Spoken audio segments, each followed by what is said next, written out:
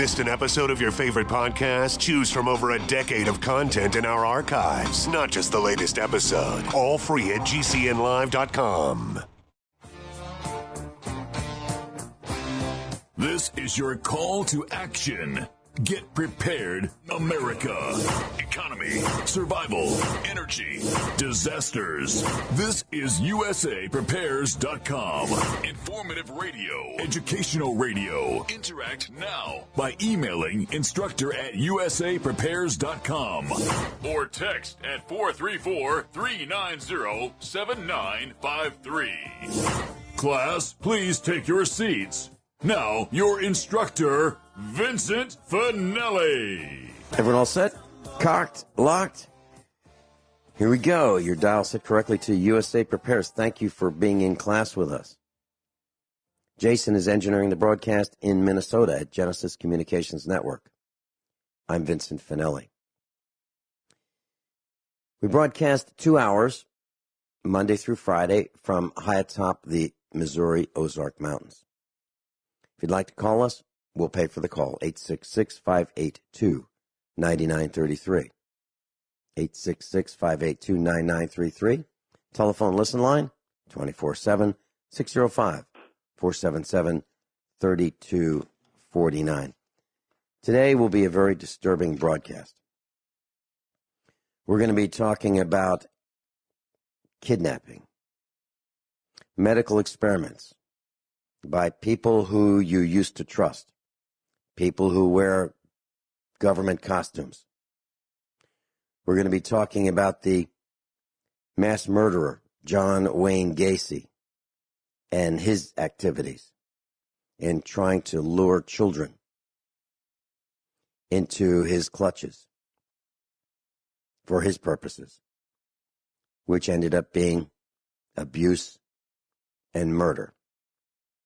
We're going to be talking with David in Illinois, and he's going to be recounting his firsthand account and accounts of what happened to him. Kidnapping, medical experiments, surgeries, unnecessary surgeries, what happened to him in his life. And if you have a weak stomach, please turn off your radio. This is not for the faint of heart. This will be frightening and terrifying. Welcome, David. How you doing? I'm glad you got that out of the way. David, did I say anything that might be embellished, enhanced, or made to sound untrue? No, if anything, I think people will think after it's over with, it's actually a little bit lacking of what actually has happened, especially if you were there. David, we've been trying to get in touch with Guineith Isaacs in Australia, and we're having trouble getting that connection to happen. So for now, it's you and me for the next 2 hours. And if Guineith joins us, that'd be wonderful. But other than that, it's you and me. David, so you, to recap what we talked about the last time you were on the air, John Wayne Gacy, the mass murderer, attempted to ensnare you in his clutches, and you were able to get away with your friend. Would you like to continue from that point, or would you like to continue with what happened when you were kidnapped by a person in a costume, typically a blue costume, a police costume, and what happened to you when you were brought to the hospital? Where would you like to start? That'd probably be a little bit easier because that happened a little bit before, and there's still a lot more disturbing information that happened during that time.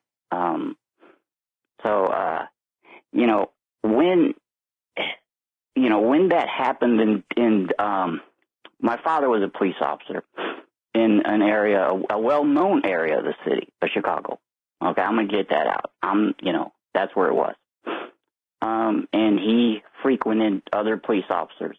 Now, actually, I think where he got his I would say desires, I'm trying to be nice and educational about this, was he was also military police and he did classified things for the government.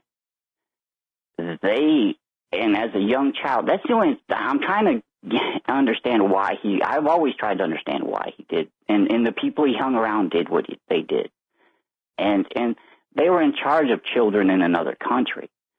So they were, how they dealt with those children was they fed them once a day, one meal a day. This way they did not have the energy or they can control them easier. If they died, so they didn't wind up getting a weapon and becoming an enemy, they took them out into the woods. They eliminated them. They also had issues where they had people, some guys liked little boys. I got to say, my dad knew about that. He liked little girls. Okay. I've seen this. I was there present during some of these things that happened. I also seen the black and white full-page photographs they would bring back that he had, that he showed me. When other people were in school, while they were hiding me with the police and the research university, they could only keep me there so long. And in return of keeping me there, hiding me, because the court systems were looking for me. I did not know at the time what agency was looking for me. I actually didn't find out until a few years ago. They've been looking for me ever since. Okay. If they were to find me, he risked going in prison, and the people that I witnessed at another gathering where there was kids, I was there, other police officers were there, they were all naked. I was the only one that was not naked. They tried to get me naked. I was disturbed by that. This was between first and second grades, summer school. And naturally, when like I said before, when you go to school, they ask you what you did over the summer, and I told them. But they knew there was something happening to me at home because I was already, I was always being banged up, and then, I can't tell your friends or them you can't go out because my dad had me handcuffed to the bed. And that was that's what they learned how to do over in the other country. And that's how he controlled me. So the more I did at school, the more attention I gathered, then the less food and I would get, and the more the handcuffing and things of that nature. So that got my body in so much of an extreme fragile state, I actually started losing vision, and the school noticed this. So they gave him an ultimatum: take me to get checked, or they were going to take me. That I knew, but I did not know what the records said in the report said afterwards. I didn't find out this until my senior year in high school, when they actually read it in class. And they said all these years that I had this, I had a complicated reactions to my condition due to starvation and abuse. Okay. And I often wonder, and I see these things on TV all the time, I'm sure you have, where you see all these people in high positions. They always get caught because they keep documents and records of all the illegal nonsense that they do. And I witnessed that too. I'm like, and everybody at school knew what. I'm going to explain to you how bad I looked. I would always suffer from my organs would start to fail because I would go standard sometimes 2 to 3 days with no food. That's why me and my friend were over at the Gacy situation. But anyways, I'm getting ahead of myself. So the university agreed that they would hide me there from the courts, but they just couldn't do it without doing anything. So that's when my dad talked to them. This is a research university. Can't you use him for research? And the doctor just smiled. He was happy then because now they got a kid who has a souped-up immune system. They just have to control it, and they can do what they want to him. So every time I was there, my body was at their beck and call 24 hours a day. And they did surgeries on me. When they wanted to test new surgeries, I was called. And they would always take photographs for their books, and they videotape, they film this stuff to teach the other schools and send these procedures that they came up with to other facilities. So everybody knew me around there. I mean, I was able to go around the whole place. And I wasn't, the first time I was pulled out of school and hidden with them was about a year and a half. So I didn't get to go back to school until they sent me out of the state for a short time to finish up third grade. So it was second to third grade. But now the first, they couldn't leave me in, they had to let me heal. My dad wanted them to do more things to me. And even when the student doctor was there, and I'll never forget this, he said, good gosh, let the kid heal at least. You know, and when they left, he said, look, why are they doing this to you? That caused a problem every time they had me in the hospital after that to do these procedures. Then his uniformed buddies would guard the room. So they always kept me right there by the nurses' stations. And they would stay in my room until they would leave around midnight, 1 o'clock. And then the student doctors would wait until they're gone, and then they would sneak in there and talk to me and see me. And I met some of them afterwards when I left, and they seen me out in public, and they talked to me.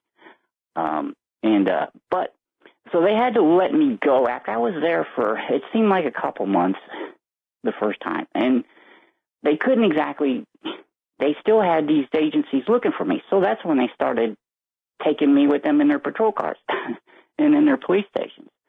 And that's when I had some more disturbing things, because the first day, I remember the first day I was in the patrol car, they would announce the calls, and they would describe, now I'm going to edit this a little bit, they would describe what individual they were looking at and describe them as Caucasian.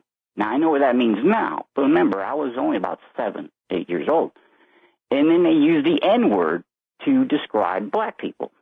Now, I didn't understand what that meant, because to me, I just seen people that were different colors. I didn't know anything about race or, anything of that nature. And I was trying to understand, I'm not in school, let me at least try to see what these codes are on the radio. That's when him and his buddy said, well, that means one of them are good people and the others are criminal. So that's when the criminal game started, So that's when the N-word to me started to mean criminal from that point on. Because that's what you were taught.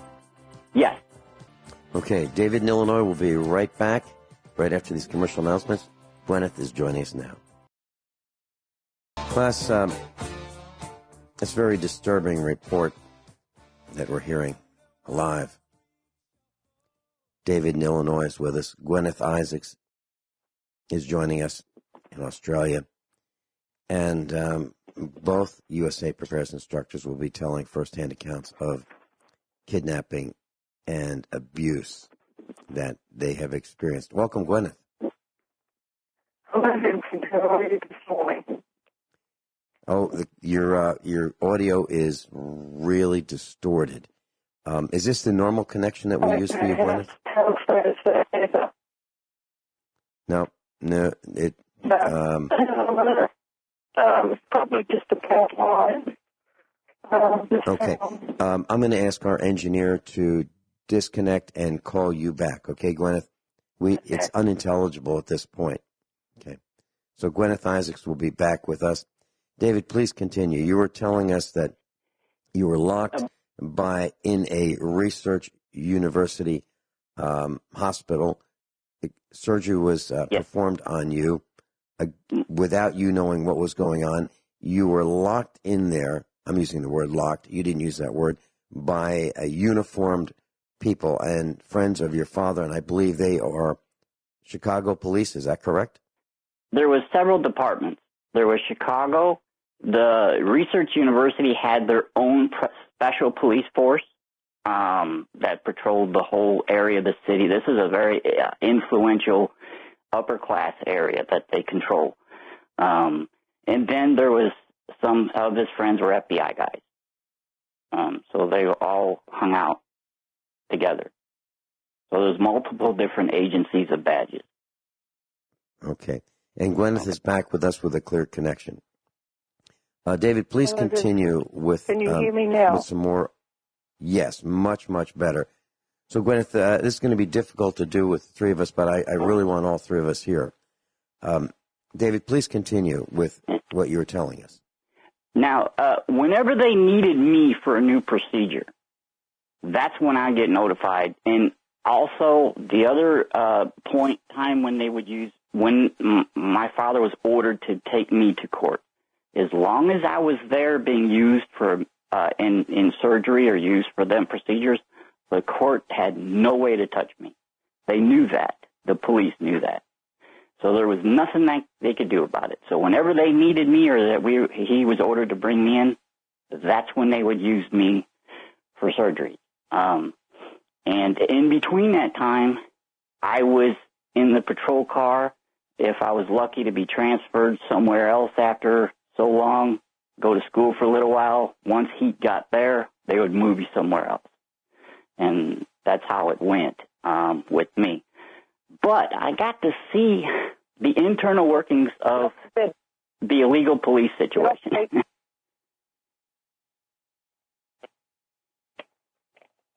David, please continue. Okay. Now, I want to explain something to you real quick. I would like to tell you what I seen with the police while I was there. I would like to then tell you during each time what they did to me. But then I will give you another unique observation because I got to meet those black people that lived in the bad areas of the city that the police targeted. They befriended me. They protected me. They took me to their neighborhoods, and they made sure I was safe while I was there. So I got to see the way they had to live. And I would be the only white person and the first white person in them neighborhoods. So, but back to the police part. You're taught to go to the police and to be honest with the police. And here, the criminal game came up, so they'd give me little hints. They all wear their hair the same way. And I would ask the questions, wait a minute, if they're a criminal, they're trying not to get caught. Why would they have their hair the same way? And I'm watching. And they would just poll some random guy, and I would start to notice, wait, they're black. Just for walking down the street, they say, we can spot them a mile away. If we stop him, I said, well, how do you know he did something wrong? He said, they're a criminal. They used the N-word, then they later switched it to the criminal because I would mention that in public, and they didn't want to hear that. And they would sit there. He said, if we don't find nothing on them, we can pin something on them if we need to. And if they wound up finding something that they liked on them, they would confiscate it and take it. David, these people live rough. Our class is sitting stunned with your first-hand accounts. We'll be right back. Guineith Isaacs is with us. David in Illinois is with us. Guineith and David, I think the best way to do this is to let whoever is speaking speak, because we have a really long delay between the United States and Australia, where Guineith is. Guineith, do you have any comments? Okay. First of all, I'd like to say that none of that really surprises me, because from what I've seen, I was somebody who, I believed the propaganda line about the police being there to help, that I believed that, that most of the officers were, just trying to, be the law and order control thing, and, that, that they needed to be respected and all the rest of it. That was before I moved to, number 10 Beatty, where I moved to in Geraldton. And, oh my gosh, but even before then, we had been harassed for years and years and years by the, they call them over here families department, but what they mean is the child protection, and for no good reason. And the proof of that is in the pudding. You look at my boys now, one of them is 18, The older one's 18, the younger one is almost 16, and we have not had a moment's peace from before the older boy was born, actually. And so where do you want me to start, Vincent? Do you want me to start right when he was, before he was born? Well, you can do that, and then what we'll do is we'll take turns in these segments. You can tell your firsthand experience, and then David will tell his, and we'll flip back and forth. Class, and what you're going to see is it doesn't matter what continent you're on. You're going to see that police lie and abuse people with impunity. They get away with murder. So, Guineith, start wherever you'd like. And David, you'll be next. I think I will actually start from before my older boy was born. And I should explain that my husband, he was from an underworld family, and he was a lifelong gangster. He became a Christian, and he went to Bible college. He became a Pentecostal minister. And, but he still had, we still lived in a poor area. He still had a lot of gangland contacts, but he wasn't so actively involved as when he was younger in the criminal scene. But he'd never been arrested for anything. He had a completely clean criminal record because he'd lived in that world his whole life. He knew how to act and he knew how to conduct himself to stay out of trouble, basically. And this is something that I believe that people need to learn, is how to act so that the police leave you a bit more alone. And I think that's what David is talking about from the other side.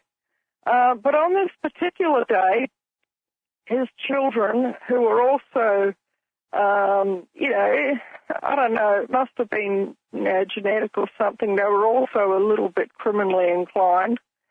They played hooky from school.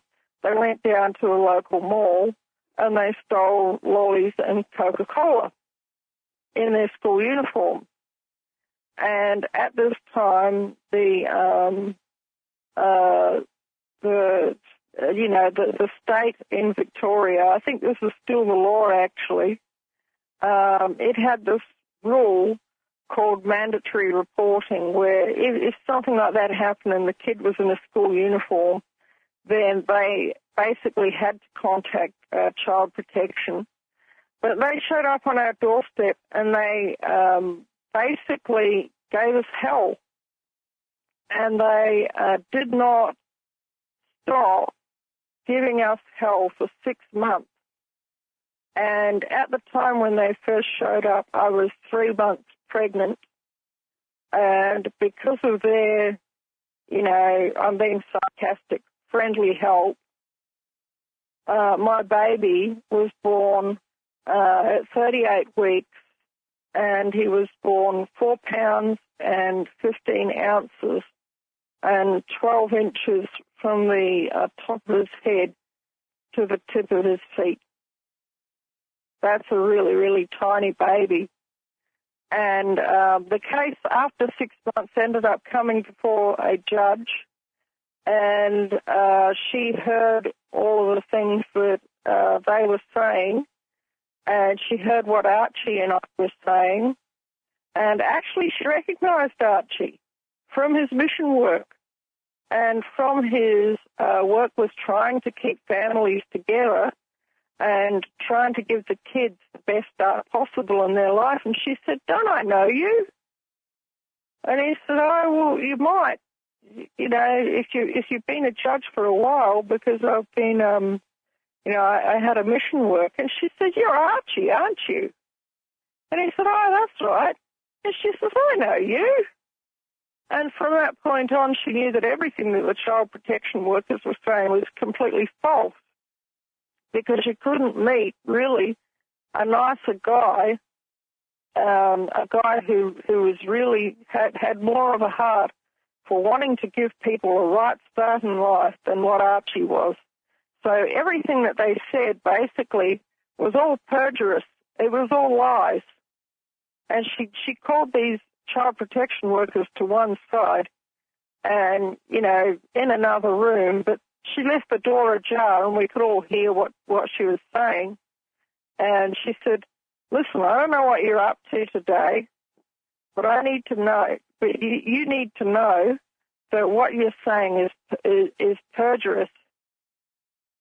And I'm aware that it's perjurous. And if you continue on with this case, basically that it's not going to go well for you. And when they came back out, they declared that they were going to drop the case. In other words, they knew that they were lying, that they were looking for some excuse to become involved with our lives. There was no genuine purpose for it. Not ever, not from the beginning, you know. And, you know, this mandatory reporting rule, it's actually selectively applied. You know, of course it is. If you've got the right contact, then they're never going to look into anything, you know, and that's probably the people who really need to be looked at. But I think that there's no reason really for child protection at all, because if somebody is abusing children to that degree, then it becomes a criminal matter. It's not a matter of child protection then. It's a matter of mistreating another human being. Does that make sense, Vincent? What you're talking about is the mandatory reporting of a crime, which was a child stealing lollipops and a Coca-Cola. Is that what you're saying? No, it's supposedly mandatory reporting of child abuse. So where was the child abuse? I know, there was none. It went before a judge. Yeah, The judge recognised that there was none. But that's the law in Victoria, that if a child is caught shoplifting in school uniform, for instance, during school hours, it has to be assumed that there's a suspected case of child abuse. Well, that's a ridiculous law, because it's probably just a child playing hooky. Mm-hmm. And children play hooky sometimes. Lots of children play hooky. It doesn't indicate anything. It indicates that this child's got an adventurous spirit. You know, and these children. I know lots of. They're all adults now. I know lots of people.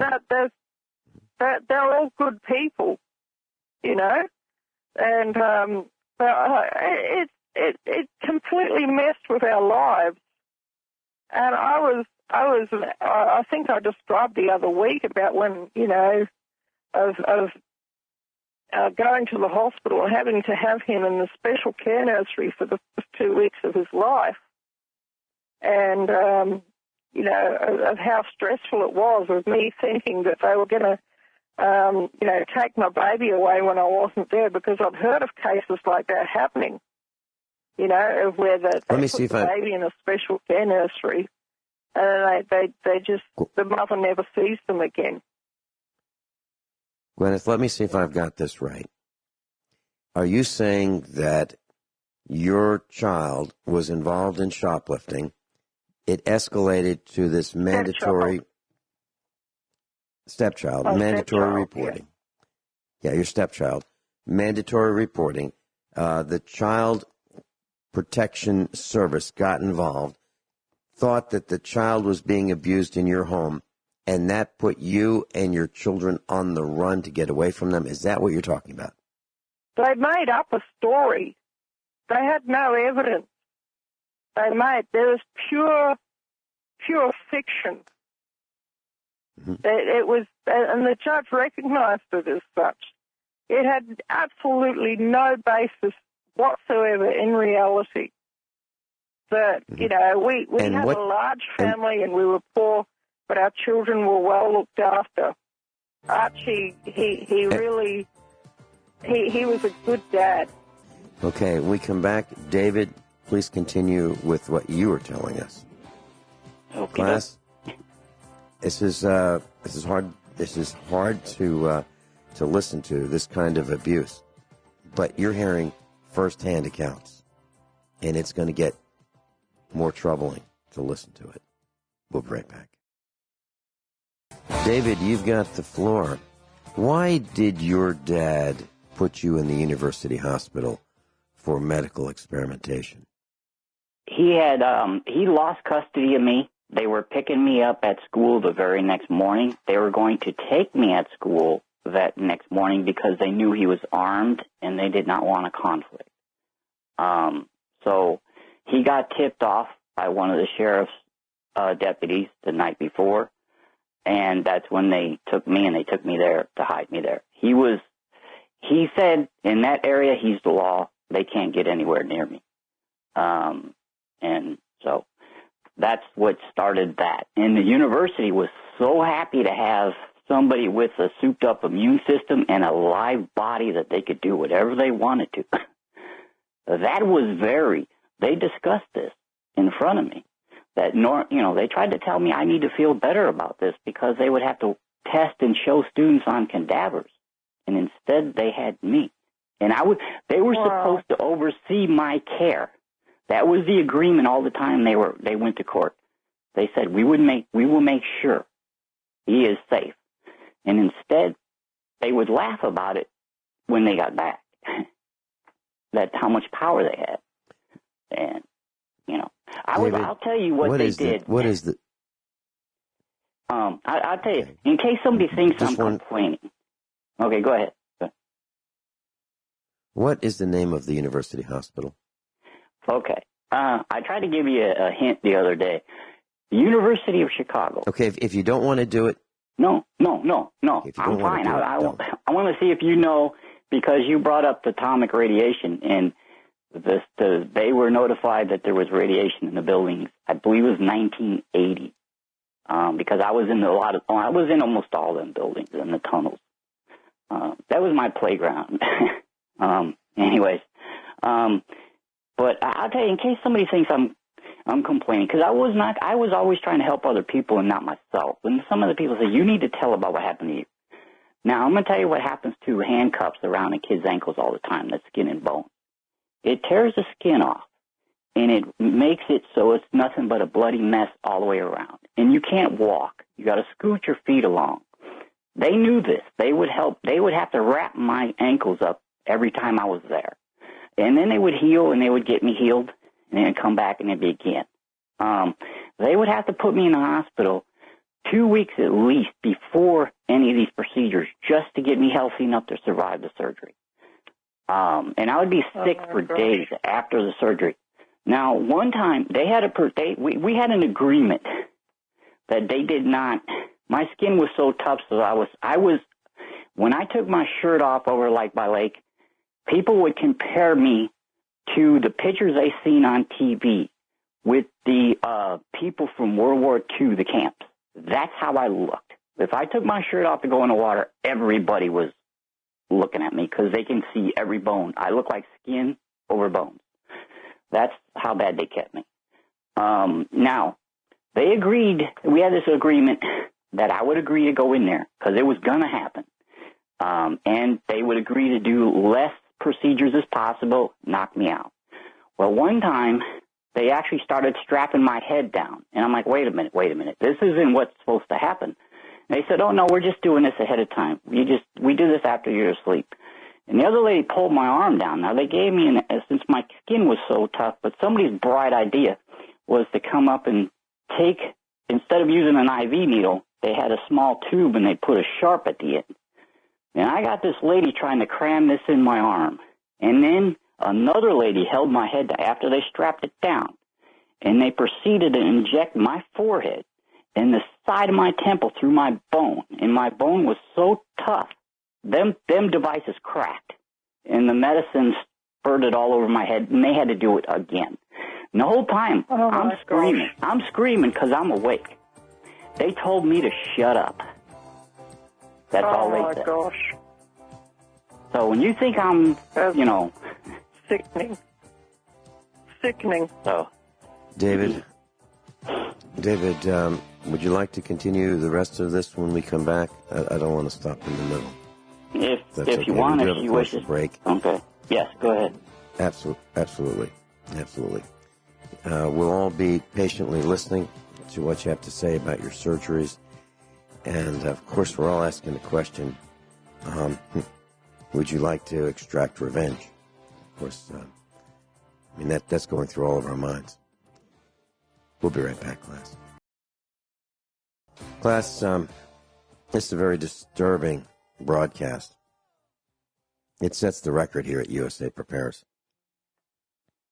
Guineith Isaacs is live with us in Australia, David in Illinois. And what I would like to do is, David, I plan on not saying a word while you're speaking. I do not want to interrupt you. And then when you're done, Guineith will be on, and she'll have a chance to say whatever she would like to say. David, I'm paraphrasing, but you mentioned during the first hour that your dad was a Chicago cop, and they would refer to black people using the N word, and black people, the N word, and criminals were all synonyms in the police vernacular, as I understand it. Caucasians were other people, white people. Cops would stop black people just because they felt like it, and if they found something, the cops would just steal whatever they found from the black people, and if they didn't find something, they would make up a crime and plant evidence. Am I paraphrasing that and recapping it correctly or not? Yes, exactly. Okay. And now, there's another group of people that were kind of victims of their little organization as well. You had the university students at the college, at the University of Chicago. Now, whenever they had something happen to them, the first time we went, and I was like, are we going to turn on the lights to go to this? No. They had a specific name. They called them educated, and there was two other words afterwards that I cannot say on the radio. And I don't know, who are they? And they are the college students. Whenever they protest, we cannot do nothing, so this is how we get them back. When there's a call, we don't get there right away. We take the long way, so by the time we get there, they're busted up or they're on their way to the hospital. That's how we pay them back. And I couldn't believe this. I mean, like I said, I'm a kid. I'm trying to learn as much as I can. I was a very smart kid. I will give you that. I will tell you that. But I'm listening to this. And the first time I witnessed a burglary, okay, I actually talked to the burglars. I spoke to them. I talked to them. I even can tell the truck when I found out they even stole this woman's dishes out of her cabinet. But the possibility, risk of them getting me on the stand or her losing her property, she was a black woman. Therefore, she had it. When I found out the answer to the criminal game, how this is what they explained it. They have something in their blood. There's only about 2% of them that don't react on this. We don't know why. They just do it. So when I'm like, wait a minute, but I know these guys. He said, I cannot risk you. He said, I'm going to show you what we do to the brothers when we bring them in the station. I got handcuffed at home. I don't know who he talked to on the phone. He actually tried to coach my brother when he came home from school to give the evidence. And he's like, no way, I'm out of here. And he left. But he said the woman probably stole everything anyways. They got their situation. They cannot help themselves. So, and if she doesn't, if she didn't, she'll probably have the desire to steal stuff to get it back anyway. So they could not let me on the stand, and that's how they would argue that situation. And I felt terrible. This was a nice lady. It's disturbing is all. That stuff is, and then to see them take drugs. There was criminals. Don't get me wrong. There was people that had drugs. But they would take those drugs if there was enough, and he just put it in his car and they take it home. And he would carry all the cash in the drugs in the bag. He had 3 bank bags. He would carry it in his car, lock it up in his trunk every day. And he kept it with him all the time. Even my friends would see him. And I had people asking me, does your dad have any drugs? I was like, I don't. Why, he's a cop. Yeah, you don't understand. I did not see the drugs at the time. I knew he was putting it in his car, but I never seen it in our home myself until later on. And he actually gave some of the drugs to 2 of my friends that were there. And they were shocked. They were like, is this a setup? You know, because he just got off duty. You know, and you know, and the thing is, they were so used to having me around, they would discuss these things in front of me. You know, they even discussed the shooting investigation and how to interfere with that investigation in front of me. You know, so after that, he got on really bad. And then I had his police buddies when I would come home from school. That was when I was older. And I'd come home from school for a vacation break. I had to come home once a month. His police buddies would show up with beer, by the way, on duty, sit there and make sure I wouldn't talk to nobody on the phone. I wouldn't have nobody over. They couldn't allow anybody finding out that I was home or talk to me, especially because of the shooting that just happened.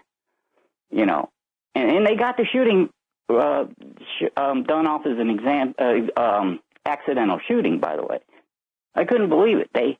And my dad was the one that went to the victim's room, and he came back and he told me I had to explain to her what would happen to her and her children if she didn't change her testimony. And he told me, he said, let that be a lesson to you. That will happen to you in a heartbeat. I told you, you'll wind up with a tube in your mouth if you say anything you see. That is actually when I stopped trying to help myself. I figured, hey, it's over for me. I could just try to help all the other people I see by reporting what I've seen. And that didn't happen either, because they still could not allow me to give a statement because of the organization that was still looking for me, the department, which I didn't know at the time.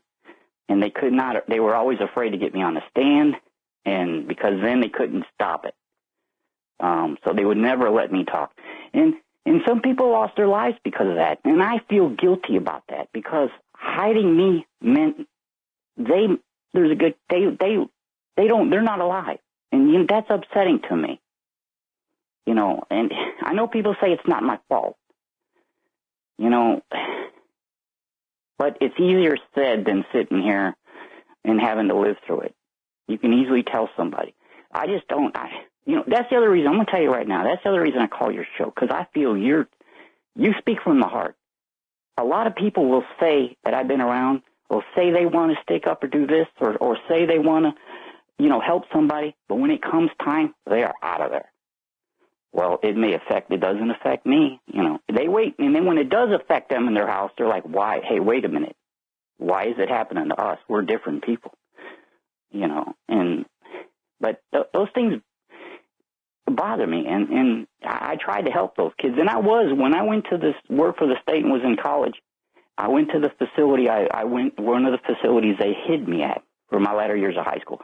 Now, I got access to actual regular food and medicine there. That's probably the only thing that saved me.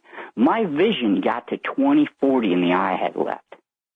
I was legally blind before I went there.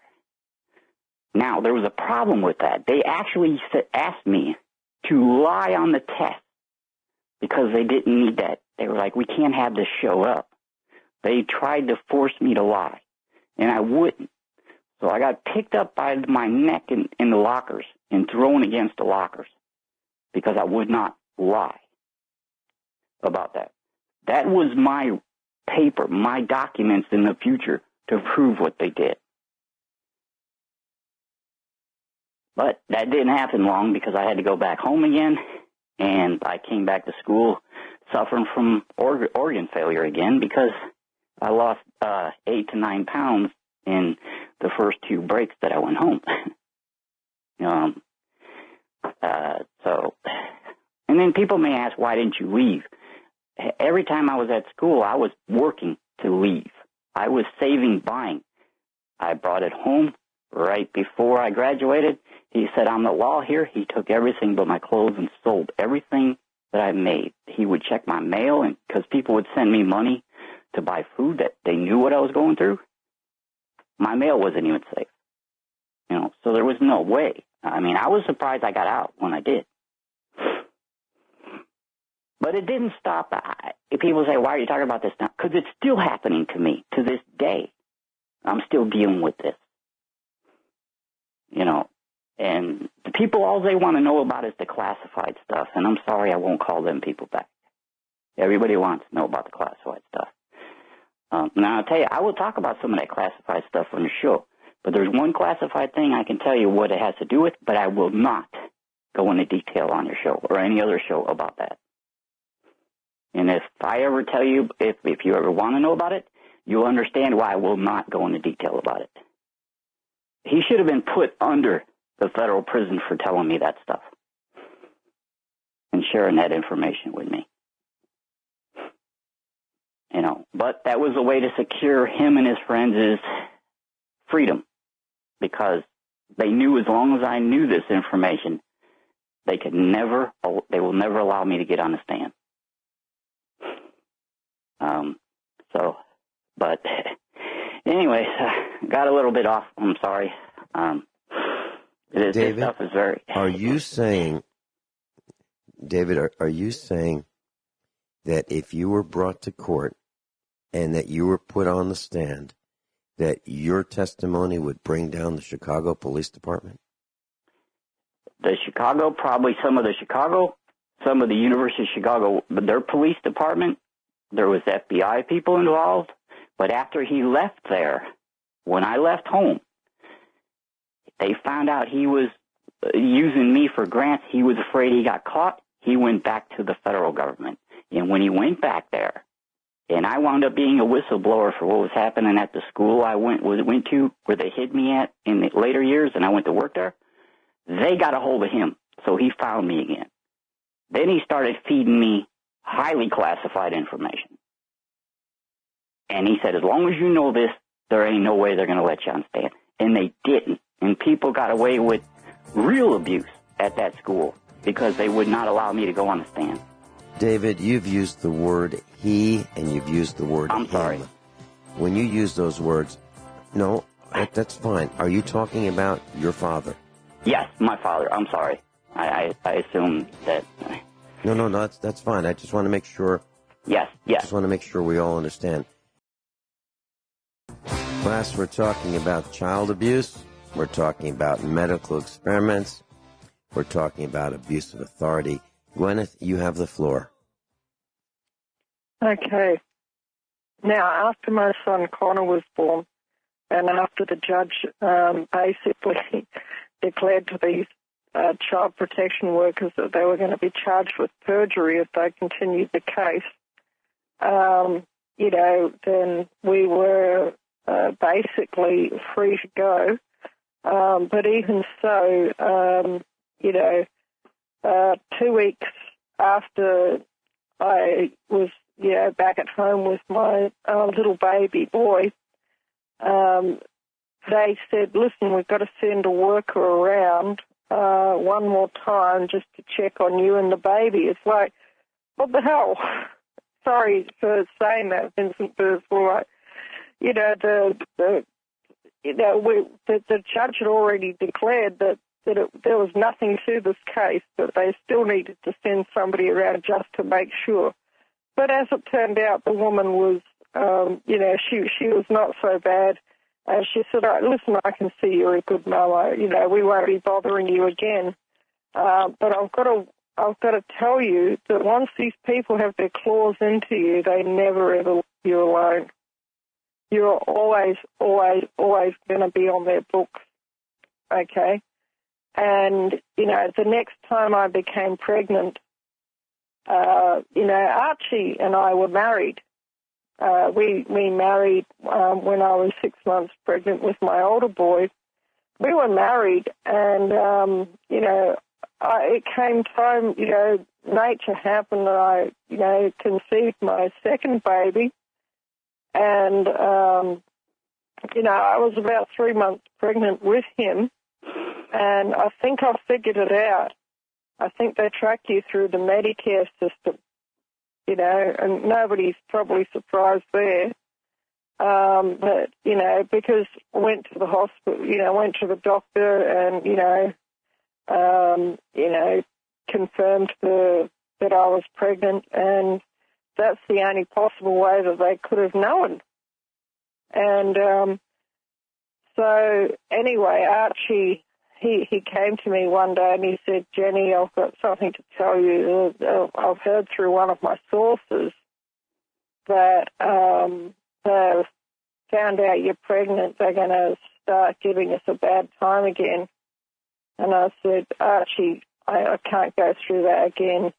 Let's just leave here. And we'd already put a deposit on some land in Queensland. And so I said, listen, Archie, let's just covertly just make plans and just quickly get up to Queensland, And he said, I think that's a good idea.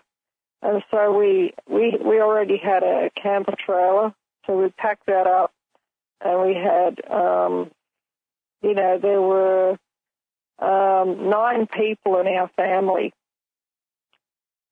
because he had 5 children from a previous marriage, and he also had an adult son who had a health condition from his first marriage. So I was his third wife. And the son from the first marriage, he was an adult, but he wasn't capable of looking after himself, so he was living with his dad. So it was a big household. We had 2 cars and a trailer and a camper trailer. And, we quite literally left in the middle of the night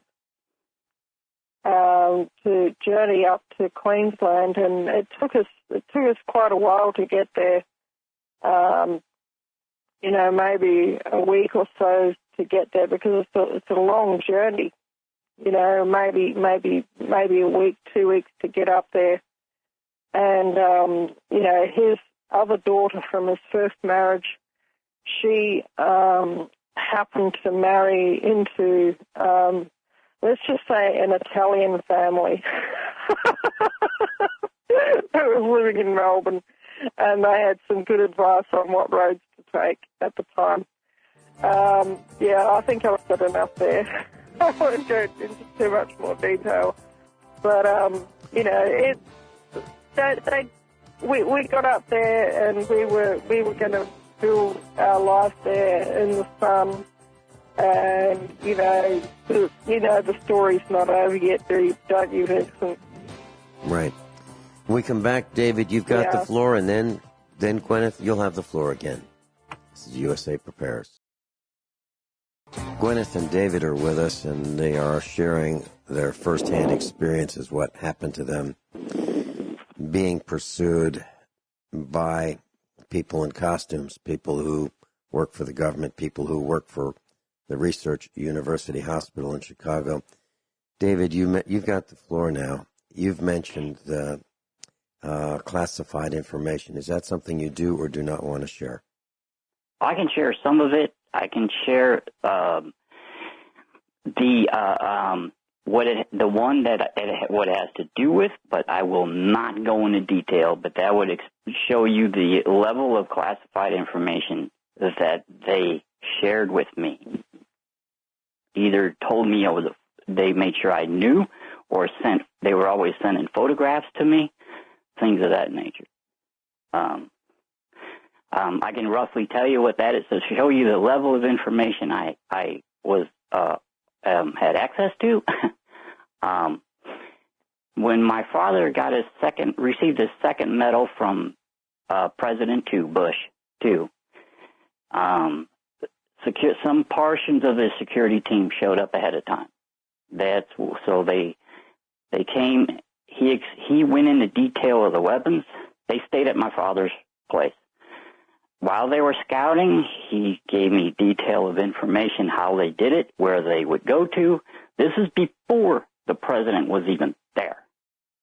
I could have easily taken that information if I wanted payback that bad, and I could have put it out there. That's something I did not want nothing to know about. I should have had no knowledge about that. They were there to protect that man. And how they did it, I had no business knowing.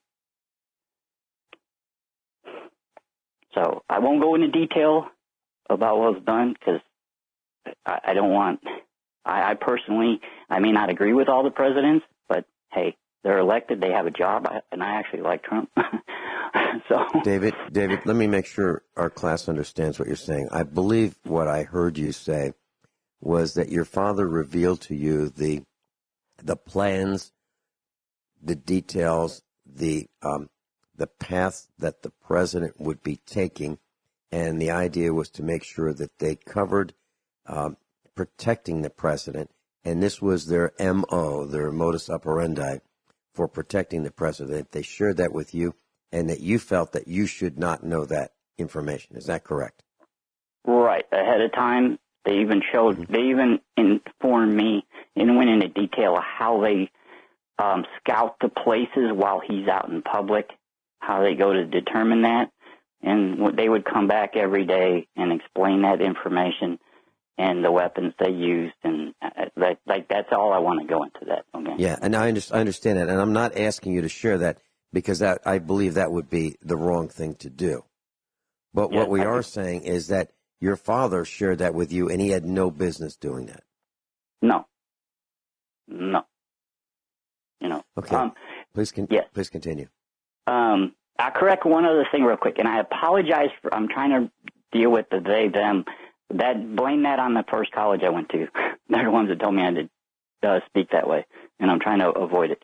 But the only thing I want to correct before I go further is when I was sent to that school, and that residential school in Hidden there, those staff, when I started to get way better, they're the ones that noticed, and they're the ones that actually also told me I need to lie on those when I go get those exams. And I refused to. The one staff member picked me up on my neck and threw me against the lockers and threatened. He actually threatened to send me home for a week and had the power to do it.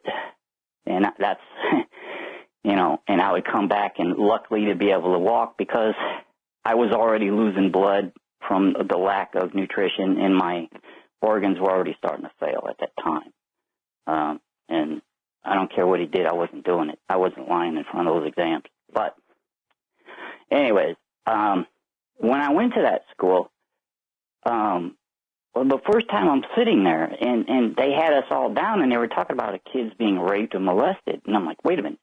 I asked the head people at the school, I'm like, why aren't you calling the police? They didn't want the police to know anything about that place. And the level of things that they were hiding there. And I even tried to ask my dad, why can't you do something about these kids? I know you're not going to do nothing about me. He said, because they'll find you. And I can't do that. And the things I've seen happen to those kids, some of those kids almost died. And I actually had to fight the phone from the staff member to call 911. And even when the paramedics showed up there, they were shocked that I was the one taking charge and helping these kids, and the staff went back and watched TV. Even the police were shocked. They were like, and that's what I had to do. So when I went back there to work, I actually got the help when I was the whistleblower, when I went back there to work. And I told the politicians that approached me about the information. They told me to bring the information. The politicians told me to bring the information to them. They'll see it gets out there. The problem was they didn't know exactly about my background, and as well as I mentioned to them, I will help. I told the politicians, I will help you. I'll get this information, but I will not lie for you. When it comes to these kids, I will not lie for you.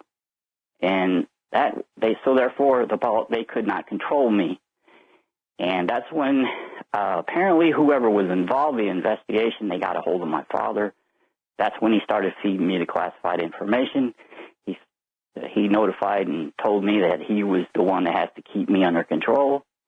But I did manage to help the kids because when I mentioned this to you before, when they wound up and I started reporting the information, the things that were happening, one of the things the police showed up and did was put a no shredding order on the social service department. And I was notified what that was. Now, I had the keys to the whole building. I was the first person in there. I showed up early also before I went to class, to college. And I seen, wait, no shredding. They had bags. They had shredders everywhere. So I took the shredding stuff and I hid it.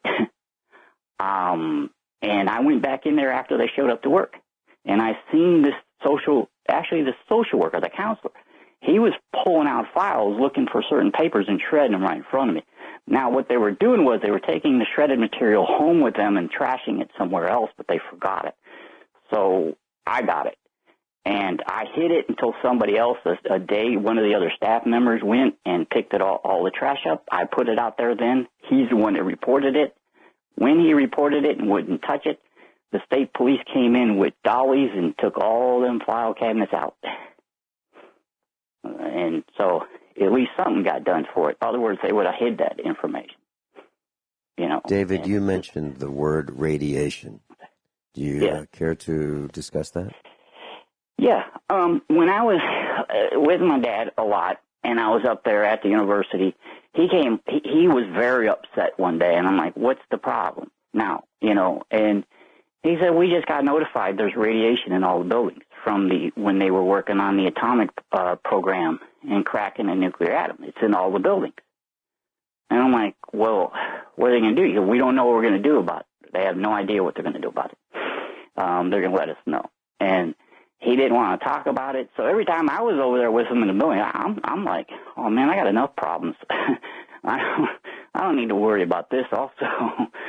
So I just said, I'll just stay in the car when you're done doing rounds or whatever you got to do. I'll just wait here. You know, I mean, yeah, it was like in 1980. I don't even know if it was reported anywhere. I don't think it was. It may eventually got out, but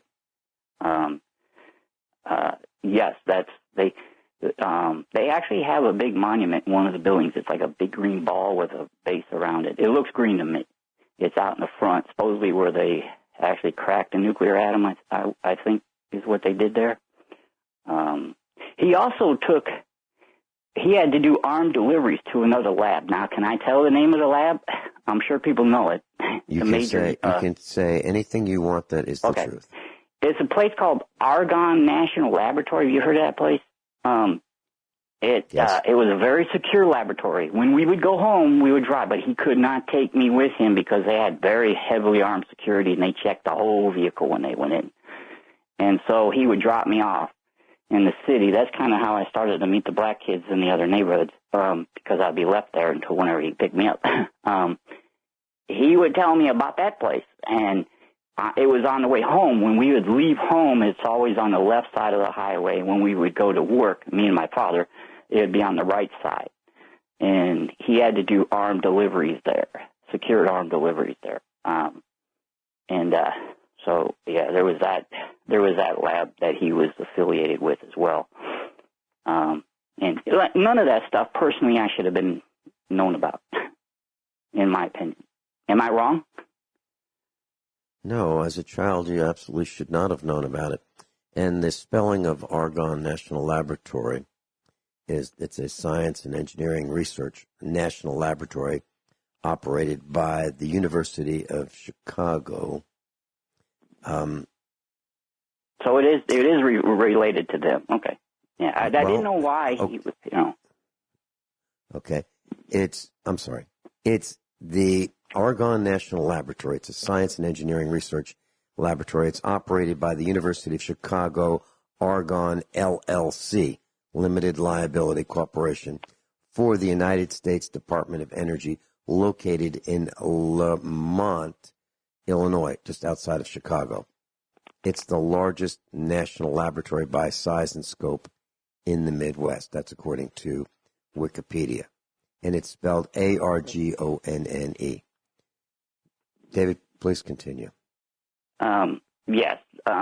Now, when I had a lot of, you know, I briefly went into school. Now, I met some of a lot of the kids and the black people from the city that I met they seen that I looked bad. They seen that they said like I mentioned earlier how bad and what the kids in Chicago said I looked like.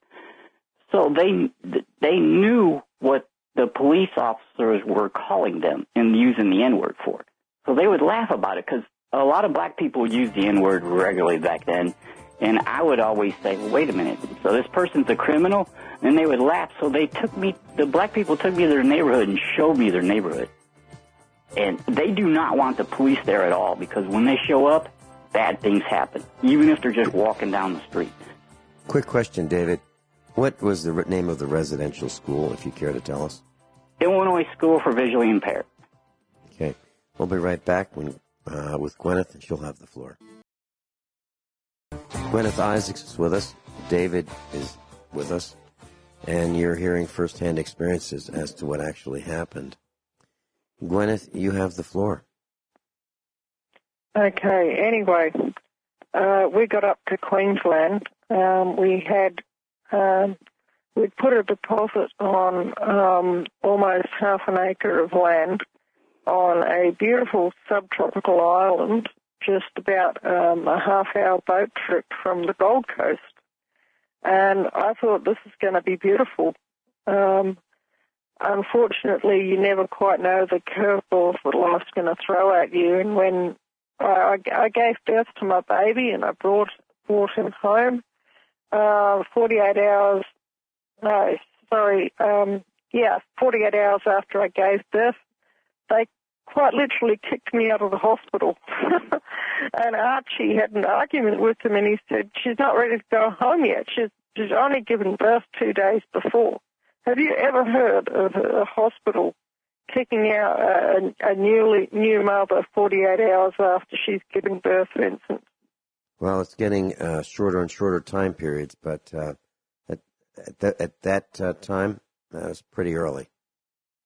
Yeah, that's right. And but anyway, they didn't know that. But when I was giving birth, I'd actually hemorrhaged, and I was bleeding out.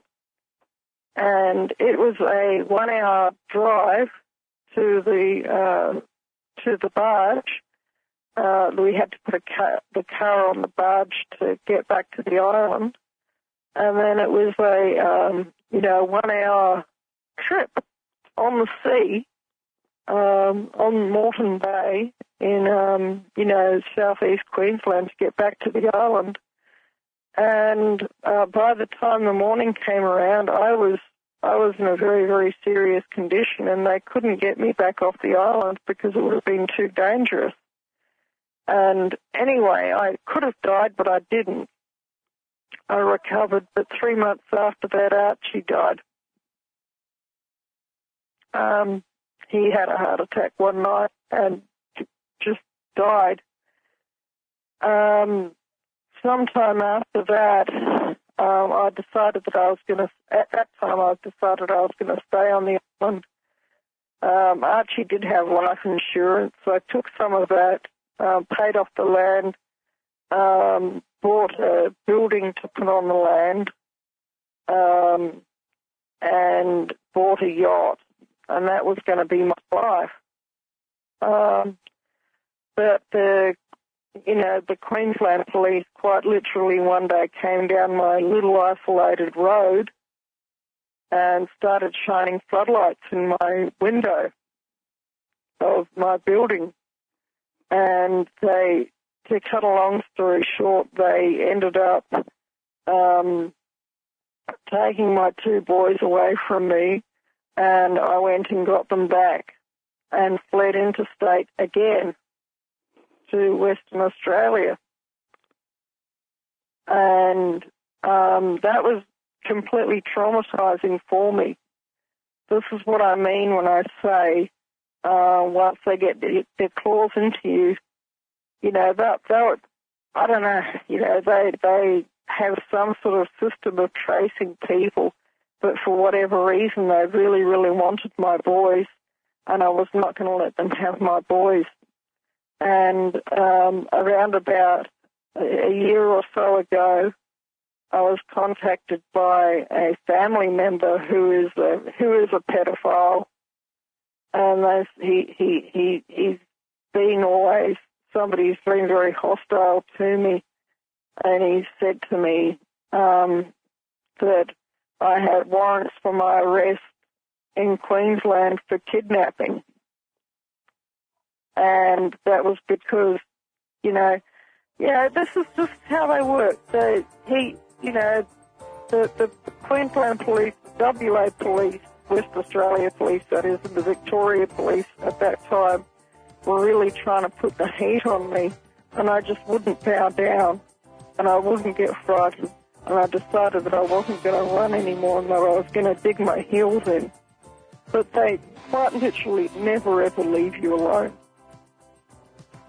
Gwyneth and David, disgusting. Gwyneth and David, I really appreciate what you've shared with us today. And we can certainly talk about this again and again if you'd like to. Plus, above all, honesty and integrity. What happens next is up to you.